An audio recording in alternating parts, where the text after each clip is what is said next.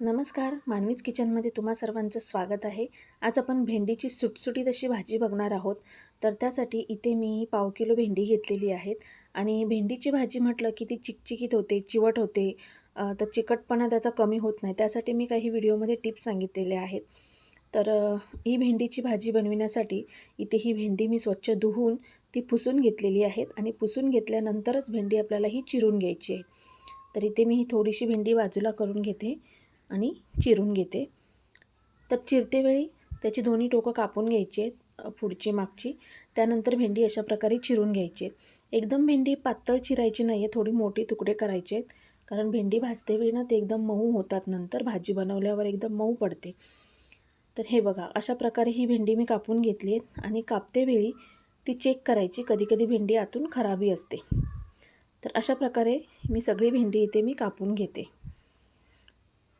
तर इथे भेंडी मी ही सगळी कापून घेतली आहेत. आता भेंडी चिकट होते ना, भाजी चिवट होते, तर तो चिकटपणा कमी होण्यासाठी काय करायचं, तर भेंडी कापल्यानंतर एक 10 ते 15 मिनटं अशीच मोकळी ठेवायची आहेत. फॅनखाली किंवा अशी ठेवा, पण ती एक 10-15 मिनटं मोकळी ठेवायची, म्हणजे तो चिकटपणा आहे ना तो कमी होतो.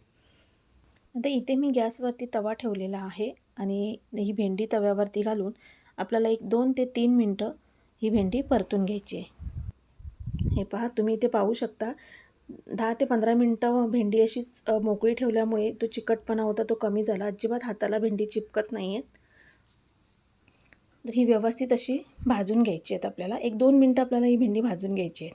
आता भेंडी भाजतेवेळी ना इथे मी कोकमचा वापर केलेला आहे. इथे लिंबाचा रसाचा किंवा कोकमचा वापर केला ना तर भेंडी छान सुटसुटीत भाजली जातात, त्याचा चिकटपणा कमी होतो आणि भेंडीची जी भाजी आहे ना ती चवीला पण खूप छान लागते. तर ही अशी व्यवस्थित परतून घ्यायची. तर इथे मी अजिबात तेलाचा वापर न करता ही भेंडी भाजून घेतलेली आहे. आणि तुम्ही पाहू शकता किती मस्त मोकळी अशी सुटसुटीत भेंडी भाजली आहे. भेंडीचा जो चिकटपणा असतो तो बिलकुल नाही आहे, जो चिकट धागा असतो तोही दिसत नाही आहे. तर आता आपण भाजी बनवूया. तर भाजी बनविण्यासाठी इथे मी तेल घेतले 2 मोठे चमचे. त्याचबरोबर तेलामध्ये 2 मोठे बारीक चिरून घेतलेले कांदे आहेत आणि हिरवी मिरची घेतलेली आहे. तर ही व्यवस्थित आपल्याला कांदा आणि मिरची व्यवस्थित परतून घ्यायची आहे. कांदा अगदी आपल्याला मऊ करायचा नाही आहे, थोडासा कुरकुरीत आणि गुलाबी रंगाचा होईपर्यंत भाजून घ्यायचं आहे. इथे कांदा मिरची मस्त भाजलेली आहे.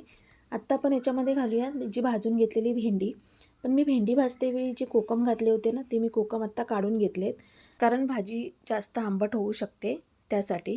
आता जर तुम्ही भेंडी भाजतेवेळी जर तुम्ही कोकम किंवा लिंबाच्या रसाचा वापर जर नाही केला तर भाजी बनवतेवेळी 1 ते 2 कोकम टाकून भाजी जर बनवलात ना तर भाजी खूप छान लागते चवीला. तुम्ही नक्की ट्राय करून बघा अशा प्रकारे.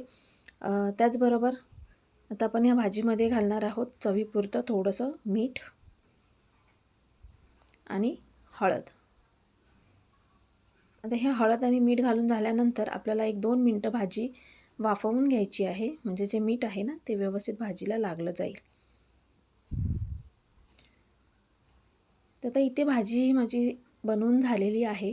आता याच्यामध्ये मी ओल्या खोबऱ्याचा वापर करते. हिरव्या मिरचीची भाजी आहे तर ओल्या खोबऱ्याचा मी वापर करते. आणि जर तुम्ही कांदा टोमॅटोमध्ये जर भाजी बनवत असाल मसाल्याचा वापर करून तर त्या भाजीमध्ये ना शेंगदाण्याचं कूट घालायचं, त्याने ही भाजी खूप छान होते. तर ही भाजी इथे बनवून रेडी झालेली आहे, मस्त अशी दिसते आणि ह्या भाजीची चव पण खूप छान येते. हे पहा, मस्त अशी सुटसुटीत झालेली आहे, अजिबात चिपचिपीत नाही आहे, चिकट अशी ही भाजी नाही आहे, मस्त झटपट होते. त्याचबरोबर चवीला पण खूप छान लागते, दिसते पण खूप छान आहे पहा.